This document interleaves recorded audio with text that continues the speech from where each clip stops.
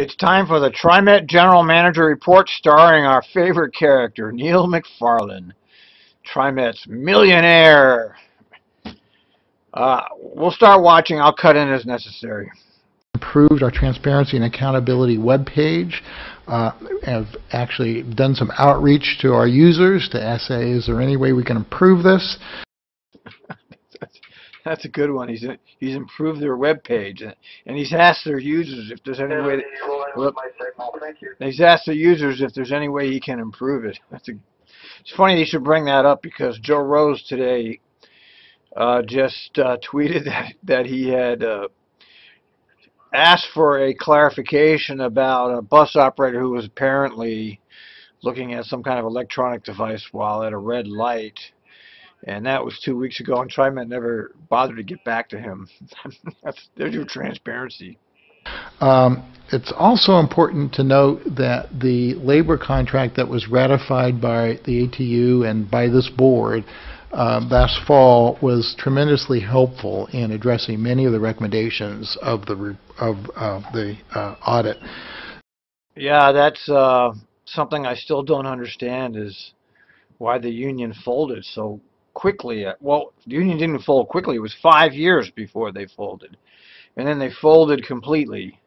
I still don't have a handle on why they did that. I mean, I even had a personal presentation by Bruce about it, and I don't know. His bottom line was if we didn't do this, then all the employees hired after the GABA decision, which was the last go around, were somehow going to get creamed.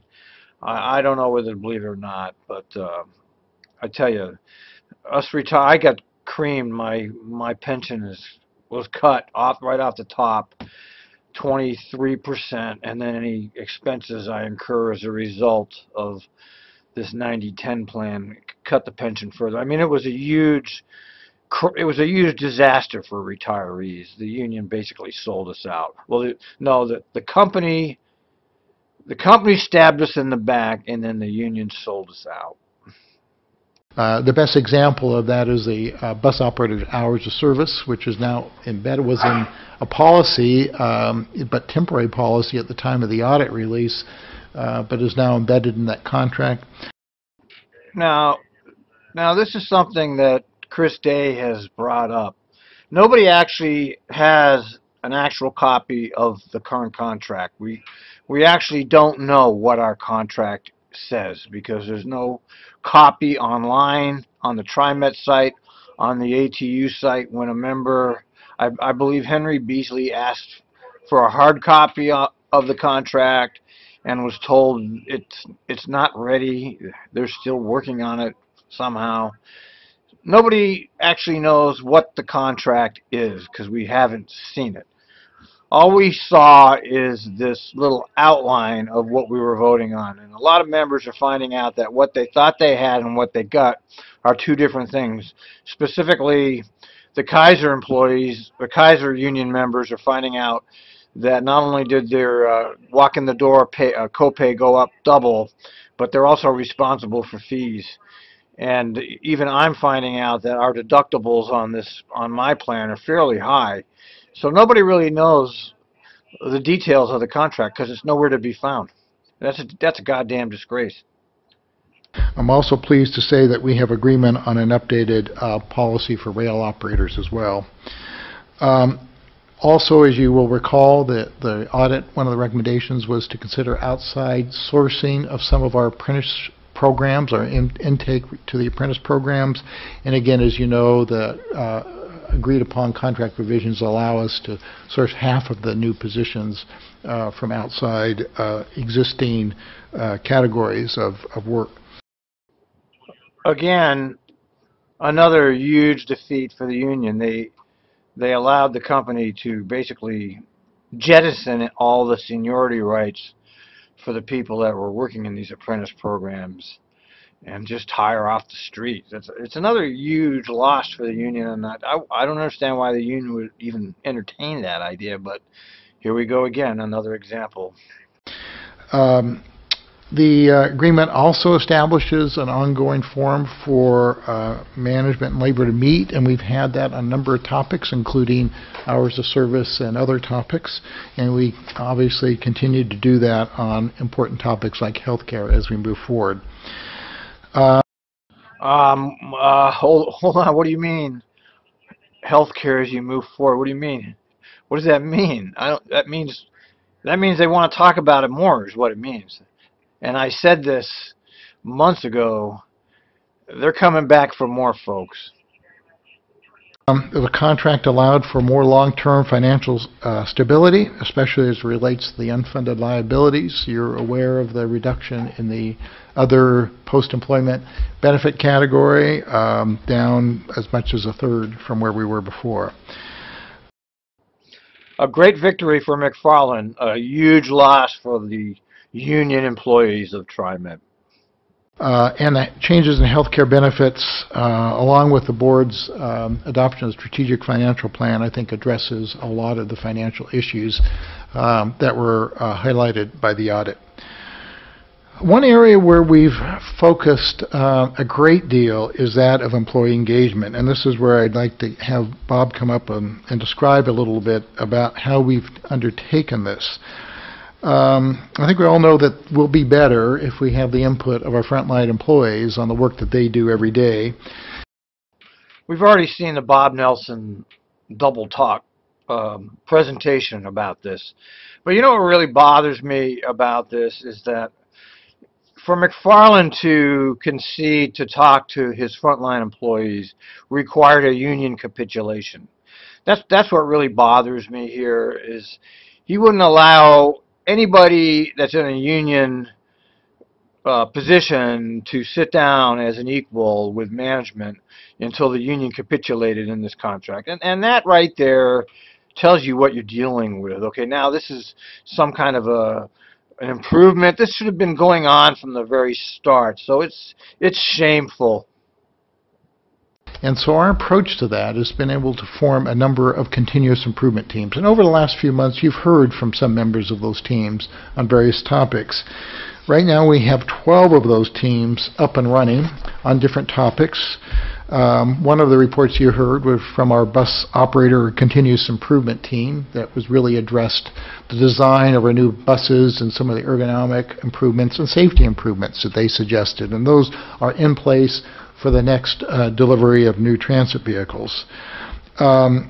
This work actually, and the work of that team, will be acknowledged with an award at the 2015 Oregon Governor's Occupational Safety and Health, which has an acronym of GOSH, conference in March. What the hell is he talking about? They're giving them an award already. They haven't even done anything. Jesus Christ. Well, they will receive an award in the Safety and Health Advocate Team category. So we're very pleased and very proud of that. In addition to the continuous improvement teams, we've increased the opportunities for operators to get information, provide feedback, and track the suggestions through a new online tool called the Operator Gateway. And this was designed in collaboration with a number of operators and the ATU, sort of make sure that they had a one-stop shopping, if you will, related to safety issues or concerns they had, road conditions, scheduling issues, to find out about their work assignments, policies, procedures, that all of that sort of thing is available in a very easy-to-use format that the operators themselves help define. What I want to just note is that has become the second most popular page on our intranet since it's been introduced. So it is getting used, and we're very pleased about that. One thing I know for sure is that the Trimet website is probably the most user-unfriendly site I've ever seen. And I know they haven't done much to change it because I know people that use it still. And, you know, they make you change your password every 3 months. I mean, banks don't even make you do that. I mean, the Trimet website is very user-unfriendly because they're constantly harassing you to change your passwords. And I'm not sure what that's all about, but the people I know do not like using the website. Now, I don't, my contacts are only people that have been there a good long time. I don't know anybody working there now that's been there 10 years or less. All the people I know are long-time people, 15 years or more. So I'm not sure what's going on with the new people, but I know the old people are not liking the websites, and they never have liked the website. I'd also just like to note that we've seen other improvements. The promotion of the request for safety assessment is one of the recommendations that we followed up on. And we've also put in place a pilot program to have one-on-one conversations with our operators during their annual performance and recertification review. So that one-on-one communication between management and the operators is underway. So I think The problem with that is the managers don't know who the hell you are.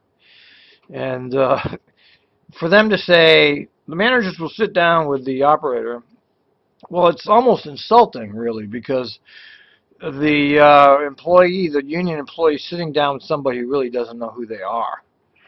And that seems a little bit weird. I mean, once again, I fall back on my contacts who've been there a long time, who find the whole thing rather trite. the audit also acknowledged a great deal of work that we had already been doing in terms of external outreach and communication. They recommended better follow-up related to public comments so the public understood the disposition of their comments, and so we have put those enhanced tools in place. For example, as we put together the Orange Line service plan that you'll be considering as part of the budget processes next year. So now that we're at this point in the history of Trimet, and I consider myself a pretty decent historian when it comes to Trimet because I've been following them for so many years. The 15 years I worked there, and now the 3 years that I haven't worked there. I've actually followed them closer now that I don't work there because I'm retired. So it's my main hobby, surprisingly. And I don't seem to get bored with it. I don't know what's wrong with me, but I do love the material. The interesting thing that's come to my mind here is how all of this was related to the Secretary of State's audit. And now I'm seeing how the Secretary of State and the Trimet officials collaborated together to come up with a plan to justify all of Trimet's activities. You know what I'm getting at, right? Most of his speech is related to that phony. Those of us that followed the Trimet audit knows that was a complete whitewash. It was ordered specifically to look into the secret raises. It didn't even address those. No, nothing. It went right on with the Trimet. Oh, it's the unfunded liability that's going to kill. The audit was ordered for one thing, and it took them a year. It was more than a year before they actually published their findings. They dragged it out as long as possible, and the reason they do that is so that people don't remember the original intent, and they successfully did that. And now that we've seen the contract ratified, and we see McFarland's great victory, and we see all these things, I understand that those two governmental units, the Secretary of State and Trimet, were able to facilitate each other and make Trimet look even better. Okay, there was never an actual intent to make Trimet look bad or do any kind of real reforms.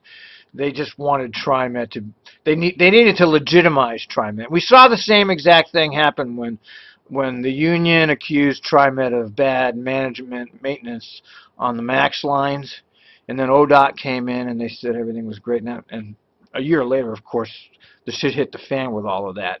But at the time, the ODOT people enabled Trimet. They gave them the support, and that's what we see here. We see these two government agencies have collaborated, and they had a union that capitulated. We'll never understand why that happened. Hopefully, those union officers are going to be hitting the road next election. But giving McFarland this great victory, and he got this great victory, and there's nothing I can't disparage that. I mean, the mainstream media and Trimet propaganda department are in control of the thought patterns of the Portland area. So what are we going to do? There's a small but active group of people who are subversive to this whole culture of complicity, I call it, but we have no way to penetrate the mainstream mindset. You know, we're just out here in cyberspace ranting and raving, but we can't change the viewpoint of TriMet. I inherited an agency that I think is inspired by a Dickens novel. I call it A Tale of Two Trimets.